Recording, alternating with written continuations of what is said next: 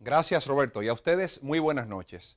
Con la renuncia ayer del presidente de Bolivia, Evo Morales, y su asilo político en México confirmado hoy, se inaugura un capítulo de inestabilidad política y de anomia institucional que solo nos queda rogar no contagie al resto de una ya convulsa América Latina.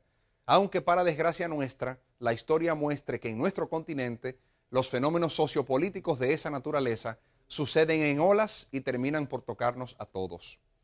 Pero lo de Bolivia merece mirarlo más de cerca, no por lo que supone la renuncia y abandono de un jefe de Estado en ejercicio, sino porque en Bolivia hay grandes lecciones que pueden ser aprovechadas por algunos de nuestros políticos y muy en especial por el órgano electoral que tiene bajo su responsabilidad la organización de las elecciones del 2020.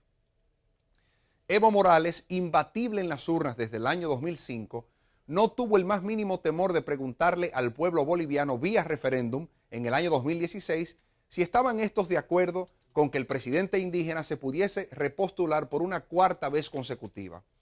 Para la sorpresa del presidente Morales y sus correligionarios, ganó el no, y en teoría ya no podría postularse para las elecciones del 2019.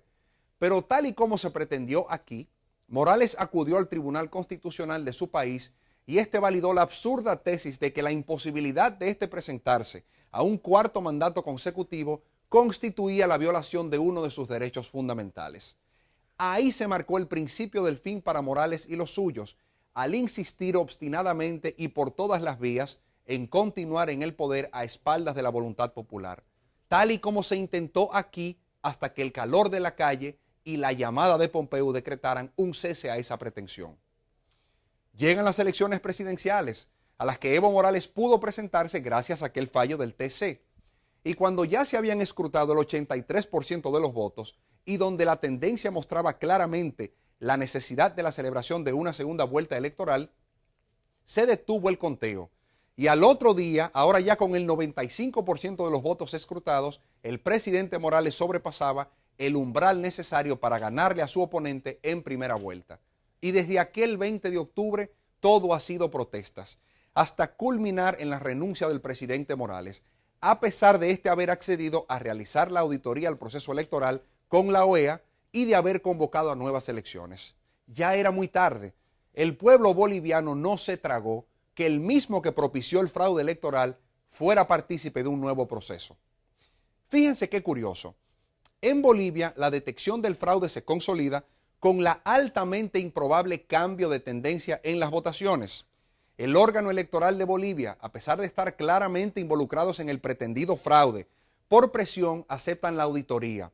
Y cuando la OEA da los resultados preliminares de la misma, establece, entre otras cosas, lo siguiente: la improbabilidad estadística de que luego de un alto porcentaje del escrutinio de los votos, la tendencia cambiara para dar el triunfo en primera vuelta a Morales. Y, óigase bien, la falla de un algoritmo de cálculo electoral en el código fuente del software utilizado.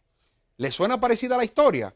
Claro que sí. Es justamente lo que se ha estado alegando desde el 6 de octubre que ocurrió en las primarias del PLD, pero algo a lo que la Junta Central Electoral se resiste a investigar con seriedad, contratando sin licitación, sin invitar a las partes interesadas, sin considerar los términos de referencia que instituciones como IDEA y el IFES prescriben para auditorías del voto automatizado y otorgando tan delicado ejercicio de investigación técnica a una empresa local sin ninguna experiencia para ello.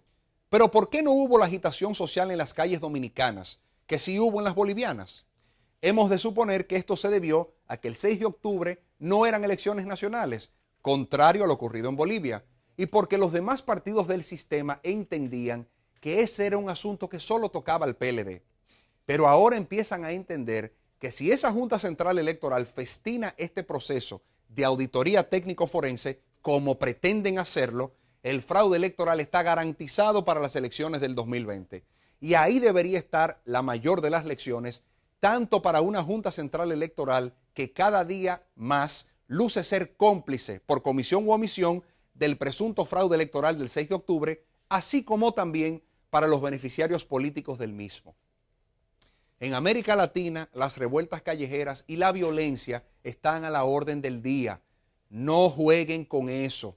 A la Junta Central Electoral que entienda la seriedad con que debe hacer su trabajo y que no pretenda ocultar por instinto de autopreservación de sus miembros, con una auditoría maltrecha y chistes sobre el método del ritmo, lo que se alega que aquí aconteció el 6 de octubre, que si se dejara así, será la antesala de un fraude electoral en el 2020.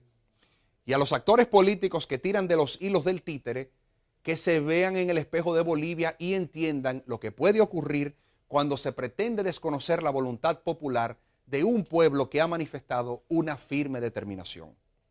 Soy Ricardo Pérez Fernández, gracias por su sintonía y espero sus comentarios. Muy buenas noches.